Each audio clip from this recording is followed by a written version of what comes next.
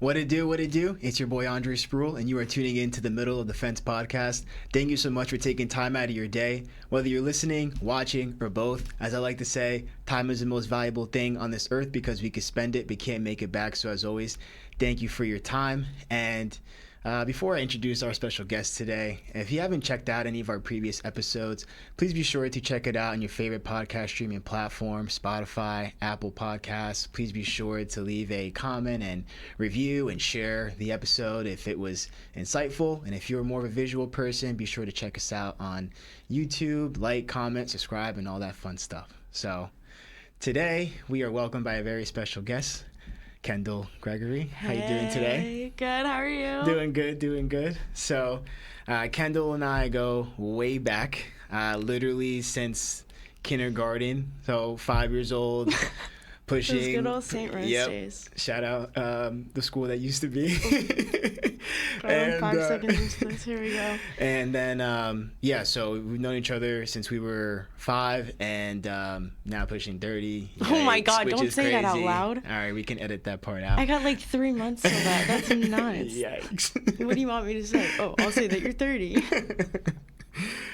So that's where the background is. And Kendall, you grew up in more of a affluent acres background, so that's where the contrast is. And Kendall is going to provide great insight for us, and looking forward to get into this episode. So, I mean, based off your personality type, let's get right into it. Let's do it. Let's just jump right in. So let's do it. Don't give me time to think. Yep. So you grew up in a suburban, affluent, Catholic, Italian town. Oh my God. But faced challenges growing up.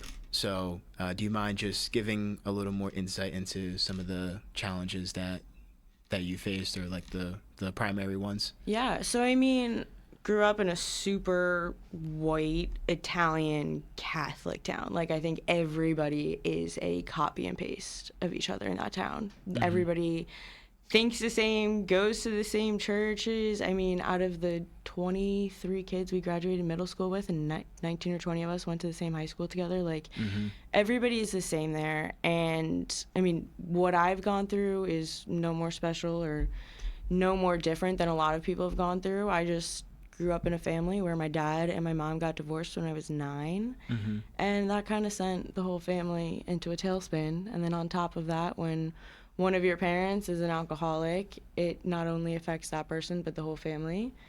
So that's my background. That's the super fun part of it. But there's like so much to life that is outside that I don't think I would have experienced or been able to see had my parents not gotten divorced. And it's just like, that's just a pure illustration of just the fact that, again, regardless of where you grew up, like, we all go through our own sets of challenges and, issues, albeit family related. Most of the time it is family related, and the trauma that you have to heal from with that. And so obviously that's not anything easy to deal with. Yeah. And but how would you say those experiences help shape you, like, as far as like your experiences, and help lead you to where you're at now? This is actually a fun question now that I'm older and I can reflect back on it more. I think if my parents not getting divorced at such a young age hadn't happened, the first norm of society wouldn't have been broken. I already, like, at 9 years old, didn't live in the same house with both of my parents. I saw my dad every Wednesday and every other weekend. So it was like already things that, all of my friends, their parents were together, or their parents were going on family trips. And I was like, well, I can't see you this weekend because I got to go hang out with my dad, like, and I can't do anything there. So once that was kind of broken, it was all of these other societal norms were just people's beliefs. There was no written, like, rule of this is how somebody has to live. Like, It was just like, this is what everybody does. And not everybody wants to do the same thing, I guess, but not everybody has to do the same thing. We're all put here to do different things. We're all put here to have different experiences. And while we are having these experiences and not all of them are fun, they're all important. They all make up who we are as people, and that's what leads us through this journey of life, in my opinion.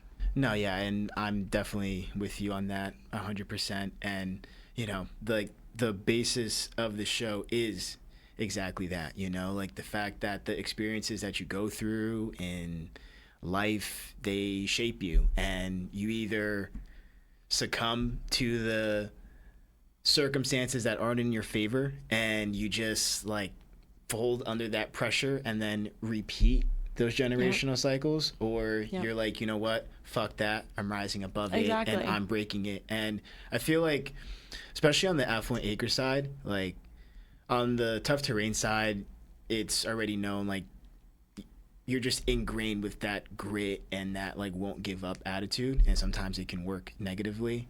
But on the affluent acre side, I feel like you don't see that as much. But in your example and story that you shared, like that is a prime example, because you obviously know from growing up on the affluent acre side, but there's people that see that type of stuff or that have gone through similar things and still choose to repeat those cycles. Oh, absolutely. I see it within my own family.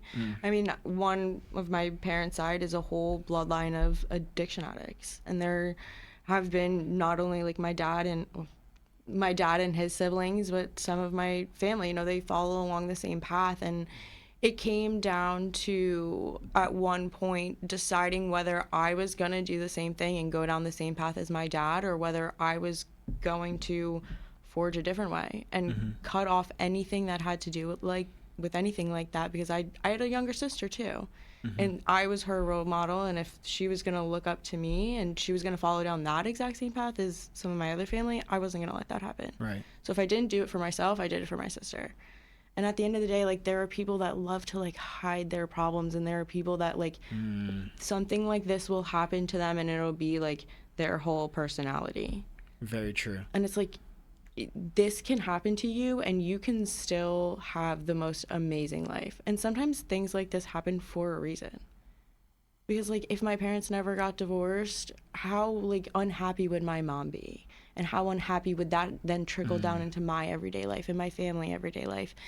And like, that wasn't what was in our plan. Right. And you mentioned how you took the steps as an elder sister and then as the eldest sibling, and realizing that, okay, I don't want to go down this path. Was there a specific moment that made you realize that, or was it more so of just like an accumulation over time and just being sick and tired of all the shit that was happening? So growing up, my mom definitely did everything she could to hide it from us, because there was a long time where I had no idea. And again, it stemmed from, his dad had the same exact problem. But there was one time in high school, my dad came to pick me up from a party, and he had pretty much, I guess, either closed his eyes or for like a few seconds fallen asleep at the wheel, and he was going around a curve and we almost went like right into a tree. Oh my goodness. And I remember in that moment being like, oh my God, like this is a serious problem. Like, to the point where I can never trust him again to come pick me up anywhere. Late at night, during the day.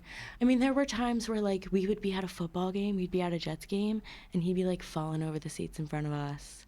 And like at the time I was like, oh my God, like he's just a crazy fan. And now I'm like, oh my God, no, like that was so not normal. Right. But if people don't talk about it, you never know that like the same thing has happened with other people, and there are so many people that are going through the same thing. And like, if you just come together and have a conversation and talk, like, it's not that hard. Hey folks, you heard it straight from Kendall. I didn't have to say that, hard.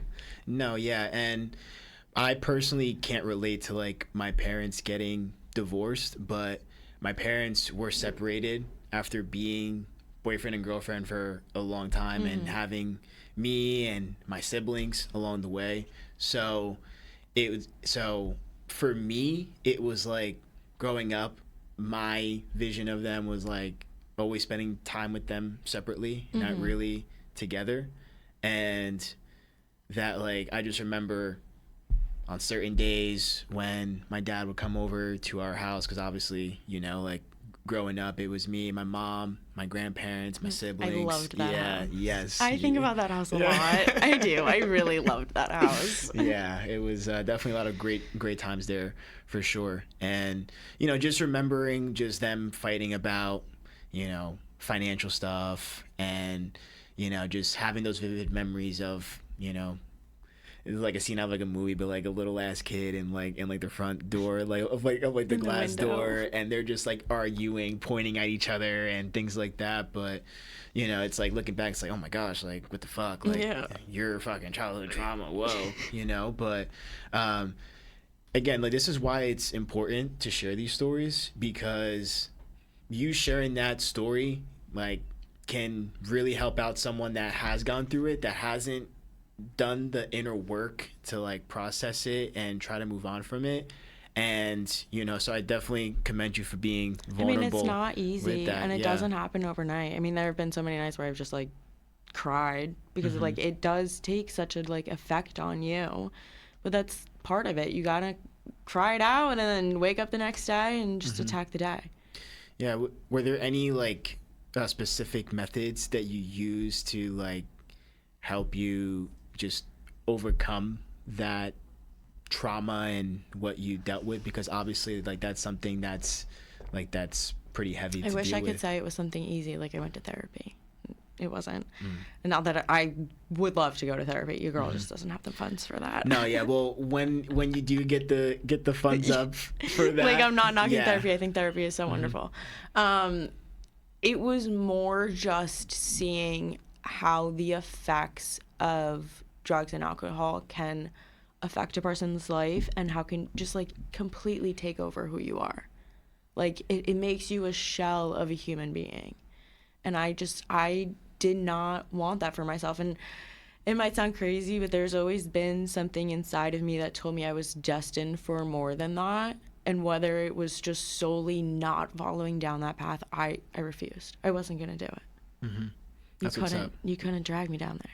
Yeah. And I'm glad that you know, said like, oh, it wasn't as simple as just going to therapy and dealing with it, because again, I'm an advocate for therapy too, because it helped me with a personal situation that I went through family wise. That'll probably be a future episode. But yeah, sometimes it's just a matter of enough's enough, and that's enough to want to move on. And so you mentioned, again, being the eldest child of an alcoholic, and you know, but aside from that, you know, you do like to travel. So, I love to travel. Traveling's my favorite thing. So that paired with traveling internationally, both have had a big impact on you. Oh my God.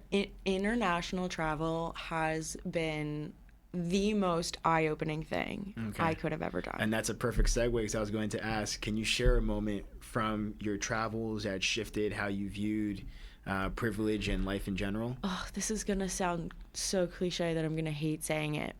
I studied abroad in college, okay? But I went to so many different countries while I was abroad in those 4 months that, I mean, I went somewhere new every weekend. Was it like mostly like one continent, or just like all over the place? It was mostly Europe, because I studied abroad in Rome, so I was based out of Rome. So I did a few like Italian cities, and then like I did France. I went to Budapest. I would have never thought I went to Budapest in my life. I loved it. Like it was, and when you learn about the culture and the history of things there, like it was never something we learned about in school. Never. It's always like the same things, like in school, the same countries, the same we're learning about regurgitated our history. Like I'm not learning about that, but like there is so much history within like the architecture, the people, the food. Oh my God, the food. There was just like going to all of these different places and seeing how different each culture is. That's my favorite part of traveling. Seeing how different the culture is, see how people live. Like I don't go there. We went to Hawaii last year, and like there was a family. You could tell they were Southern because they were just like dressed like the biggest tourists. Yeah. And it was just like, Did they have the accents too? I mean, you could just tell like they were wearing like their Texan hats like in Hawaii. And it's like the big belt buckles. Yeah, it's like in like the obnoxious Hawaiian print that it's like, you're so not from here, you're just on vacation, and you're not even gonna leave the resort type people. That was just like, I could never. I need to wake up at the crack of dawn. I'm not going to bed until the sun goes to bed because I'm gonna watch the sunset. I'm gonna just walk as many steps as I can. I'm gonna eat as much as I can, because there is so much more in this world than what we are offered here. Yeah, and you mentioned how you mentioned how your girl needs to get the funds up for the therapy portion. Just because of how I grew up and what life has thrown at me in most of my 20s, traveling is something that I want to do a lot more. And the only other country that I've been to is Argentina. I've been twice. I want to go to Argentina so definitely. bad. When you go, let me know. I need to go with like you and your mom. Definitely. But, for me, going there, aside from just feeling like home because of my mom's side of the family. Do you still have family over there? Being from there? Yeah. A lot. My grandfather had 7 siblings, if I'm not mistaken. Please don't kill me, Argentina family.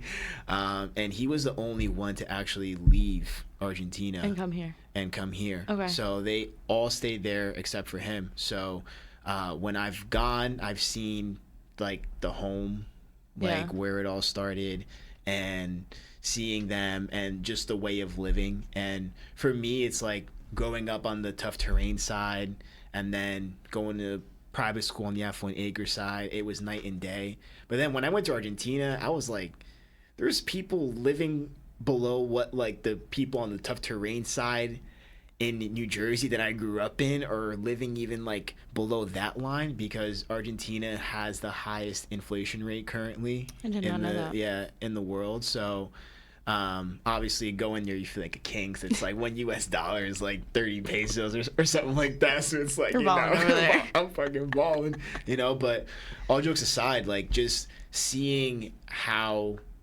the people live out there just made me even more grateful for what I have over here. And I was already grateful for what I had just because of living in both worlds at the same time here.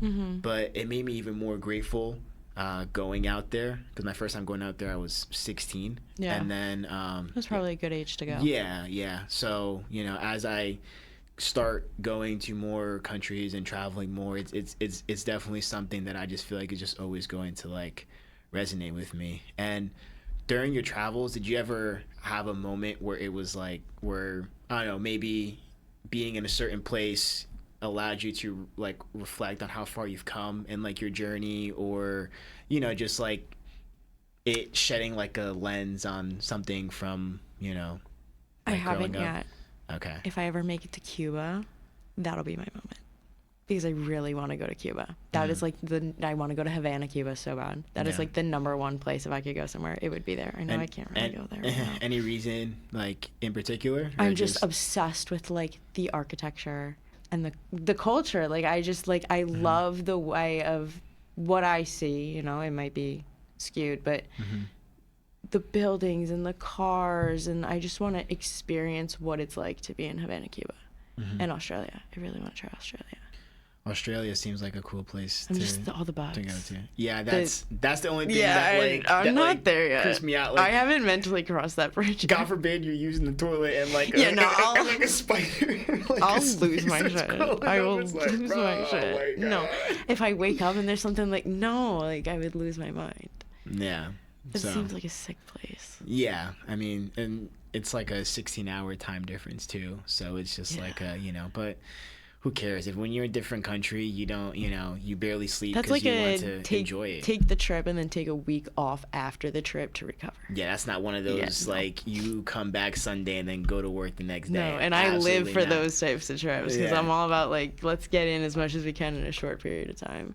One of my favorite things about like just seeing all the different cities though is like you just see that even though there are a lot of people that have less, there are a lot of people that have a lot more happiness. That's it right there. Like, there are people that, I mean, yeah, I grew up in a really nice house. I had my own bedroom. My sister had her own bedroom. We had a guest bedroom. You know, my parents had their own bedroom. We had multiple bathrooms. So it was like space was never something I thought about as being a convenience. I don't know if that's the right word, but it was, I guess that was something I took for granted. And then you travel and, you know, because you're not always in these beautiful cities. Sometimes you're driving through other places and you see that they're like not the nicest houses, but then you see and you meet the people that live there or work like at mundane jobs to what like might be mundane to me. But they are like so important to them, and like that is their life, and that is what makes them happy. And that is what at one point I looked at myself and I was like, you have all of this stuff, but like you're not happy. And I wasn't happy until I got on a plane and started seeing all these other countries. Like that is what made the difference. Yeah, and that's a great point, because I definitely realized that in Argentina too, and it makes you realize that from a global perspective, how like the U.S. like we're so sheltered. We are sheltered, and from a worldview, like we set trends as far as, you know, fashion, arts, entertainment, and things like that. Do we even know like, how to dress though? That's a great question. Like, come on, like, you are we like? Yeah, but it's like, but on like the flip side of that, it's like when you look at these other countries that have less than what we have here, it's like it boils down to what they value, and I think that's the biggest difference. We're in a society where it's all about more, work. Give me the nicest car. Exactly. Give me So my family isn't happy because I don't have this. It's like your family's happy if you're all healthy, like wealthy within like the love that you have within your family. Like you could have millions of dollars and not have a loving husband. Is that the life you wanted? Really? Yeah. Okay. Absolutely right. Won't be me. Yeah. Couldn't be me. Exactly. And so switching gears. Let's do it.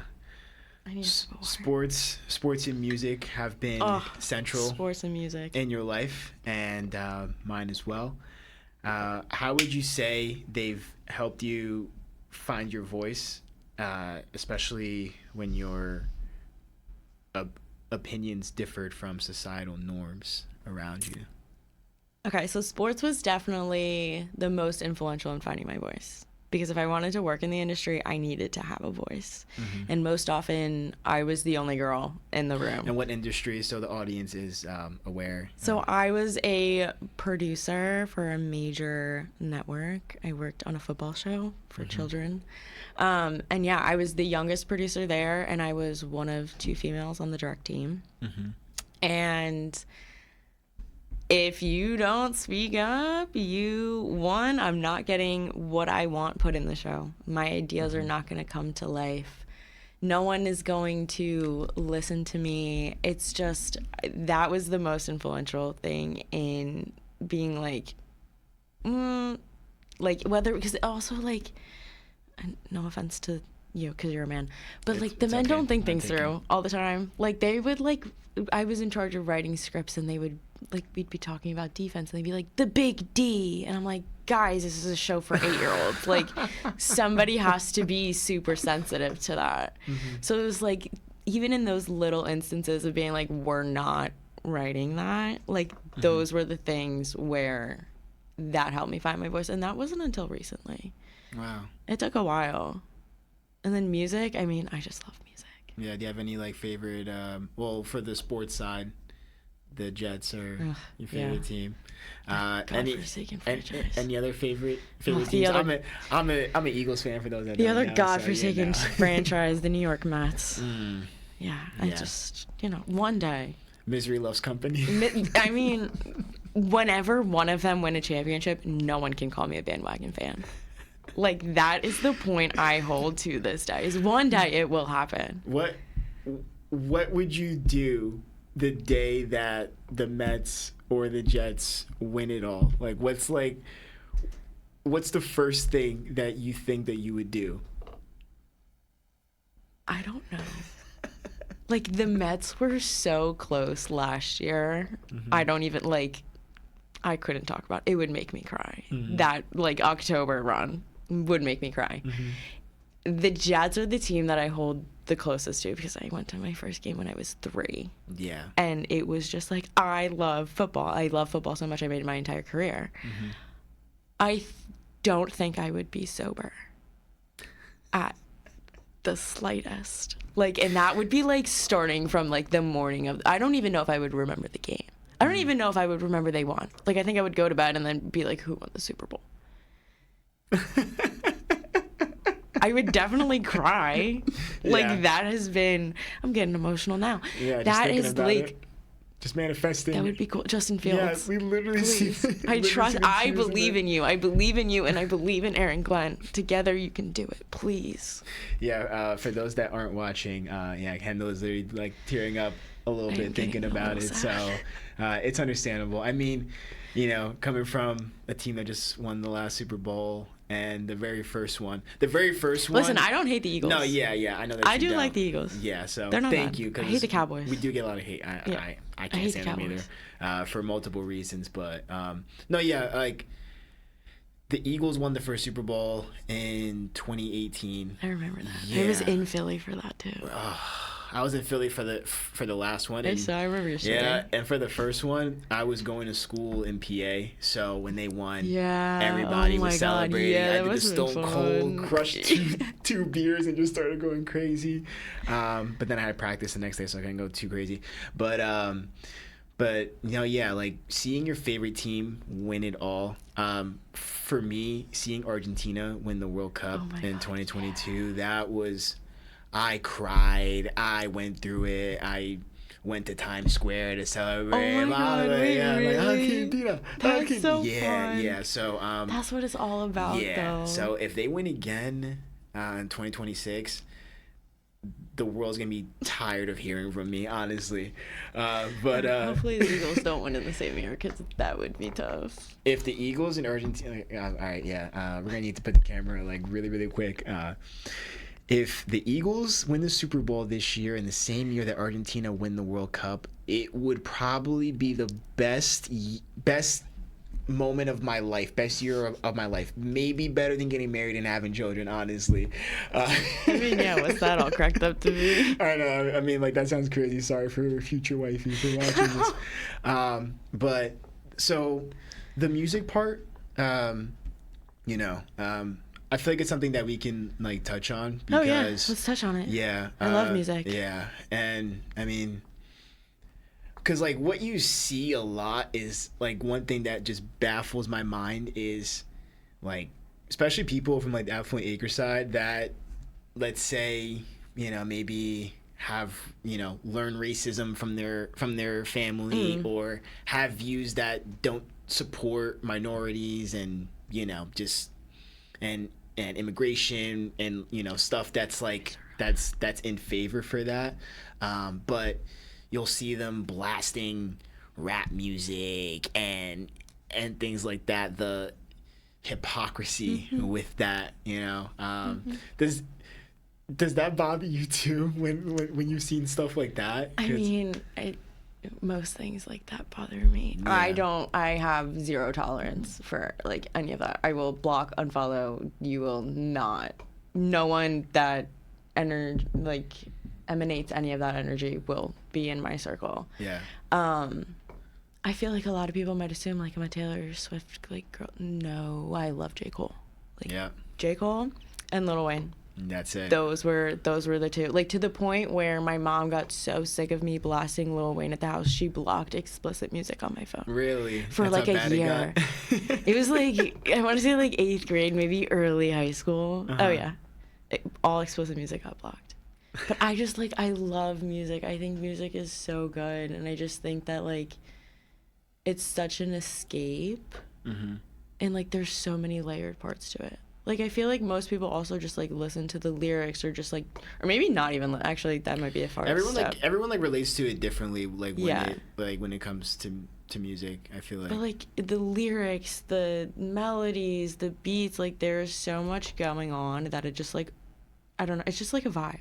No, it is, especially going to concerts. That's Oh, I love concerts, like to tie in sports and music. Going to those events live, going to a live game, going to a concert, like those are some of the best experiences that anyone One of my most ever have. vivid memories is at the J. Cole concert at the Barclays Center. It was, Oh, I thought you were gonna say PNC. oh, I remember that That's so one Jersey. too. That was a good concert too. I was Yeah. on the lawn for that, but for the one at the, where is it? The one in Brooklyn. Barclays, yeah. Yeah, Barclays.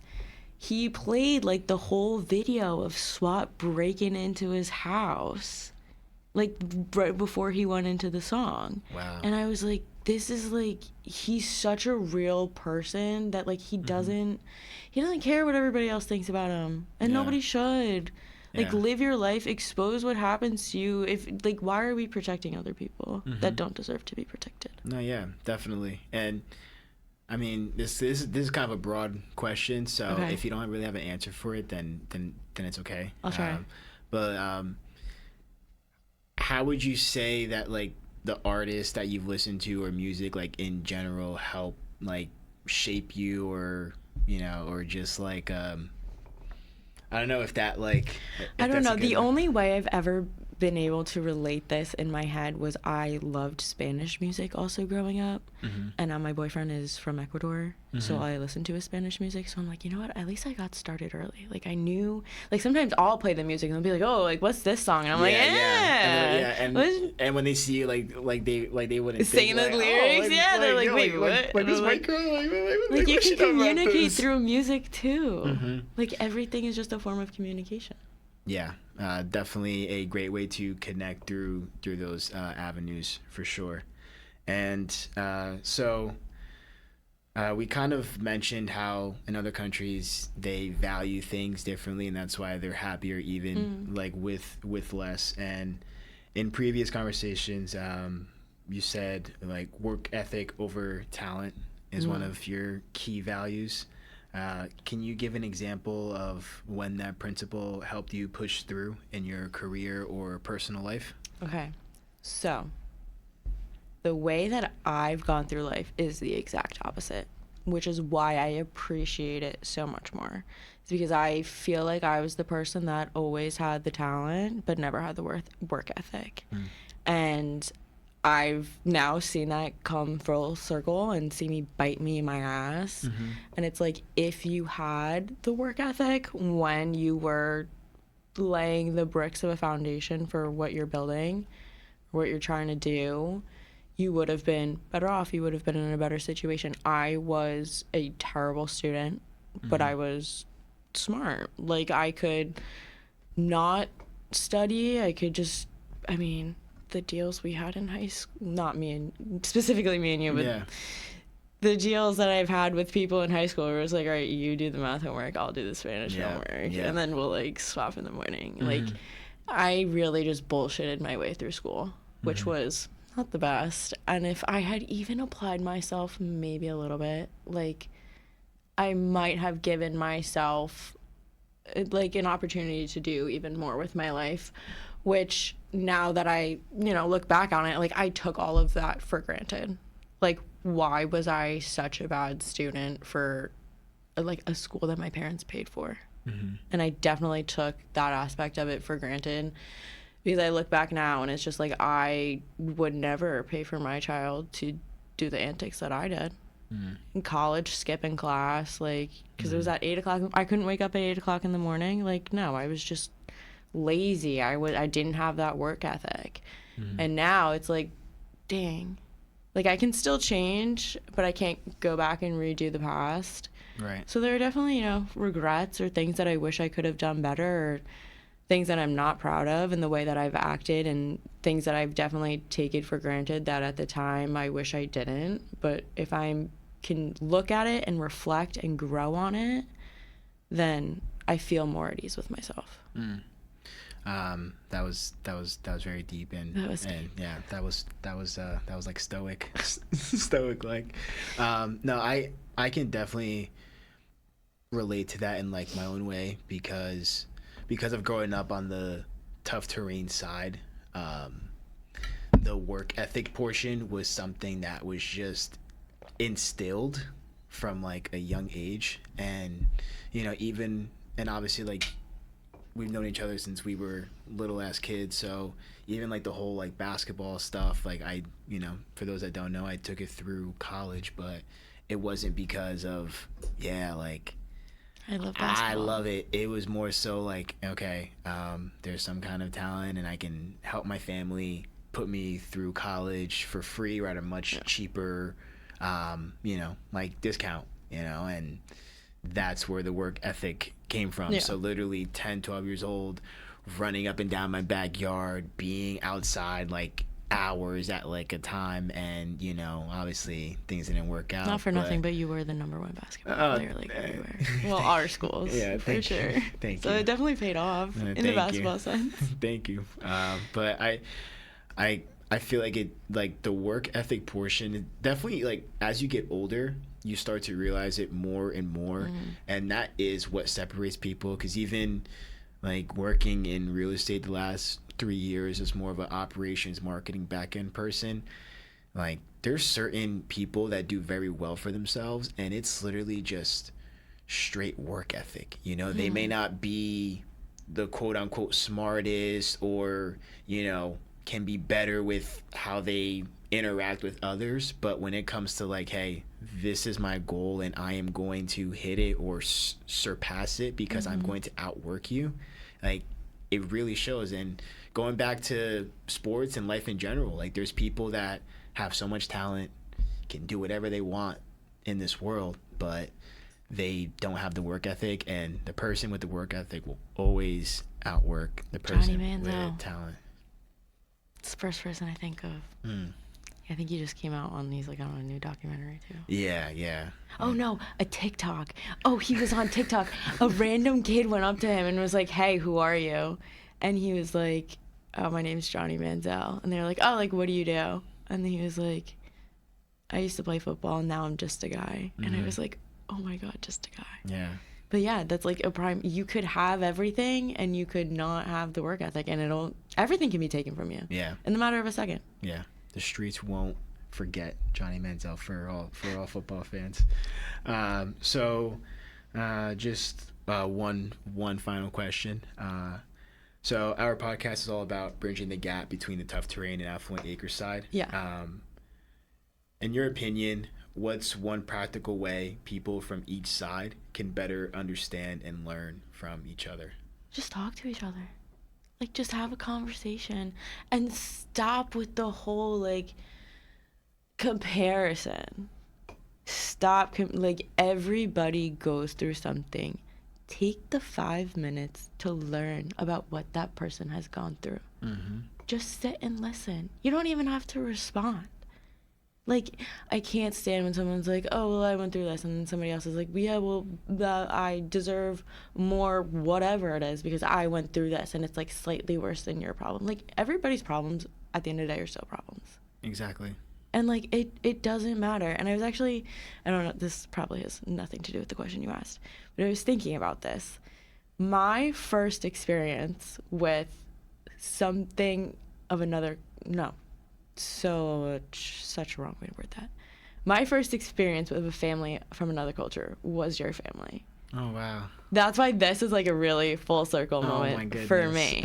Because like everybody was like, how many people of color? There was less than a handful. Yeah. Literally. Including an exchange student. Like, yeah. There was not a lot, but every time I went to your house, oh my God. So much fun. Like, it was just a house of love.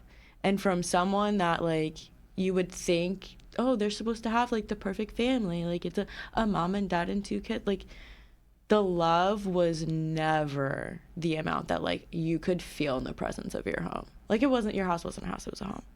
And it was, like, so much fun. And you're always so welcoming. Always, like, so kind. And it was like, it wasn't a facade, whereas like my mom would like put on a show for my friends when my friends were over. But like my mom didn't want my friends at my house. We were not the hangout house. Like it was, but you guys were the hangout house. Like you guys, not even the hangout house, it was just like every time you were invited to the Spruells, like, I felt honored. Yeah. Like, I was like, oh my God. And the one time your mom let me sleep in, like, the upstairs part too, I was like, dang, I really might be a little special. Like, it was just like, when you feel that type of love, you realize that, like, there's more to, like, just having money or a big house or expensive cars or, like, anything.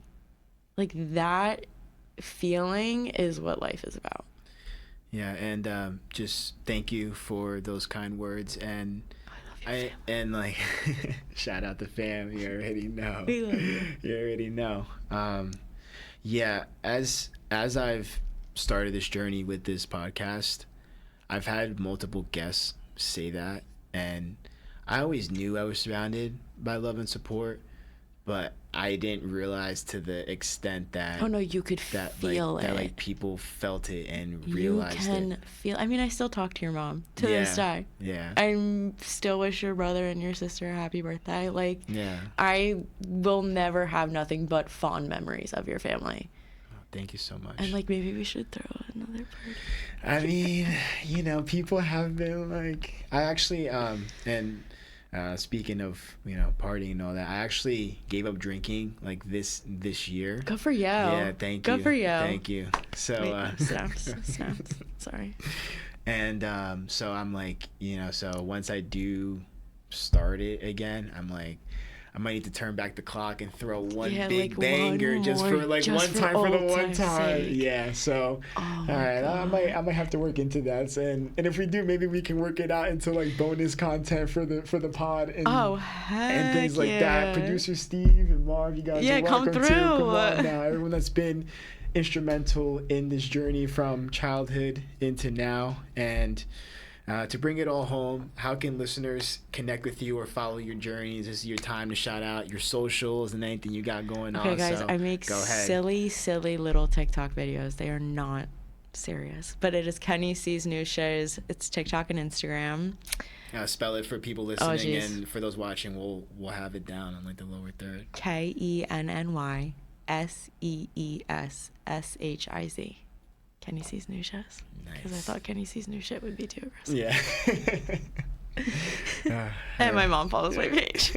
Yeah, so it's understandable. And then from like a professional standpoint, you wanted to not cross any lines. Yeah, I that feel too. Because that's what people will just be quick to like judge again. Because God forbid, like if I ever wanted to do like social media for like a sports team, and I would like pitch my own content as like, hey, I do this for myself. Kenny Sees New Shit. Yeah, next. New York Jets are gonna be like, yep, go eat some shit.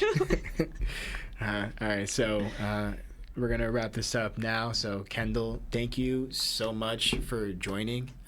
You provided great insight to the audience, and just overall, this was really, really good. So thank I'm glad you for that having me. I don't know how long we've been sitting here talking, but it felt like 10 minutes. Yeah, but time flies when you're having fun, as they say. And if you like this episode, please be sure to again rate, comment, subscribe on your favorite podcast streaming platform. You can find us on Spotify, Apple Podcasts, search Middle of the Fence, so we can continue growing this community organically. And please be sure to check us out on YouTube as well.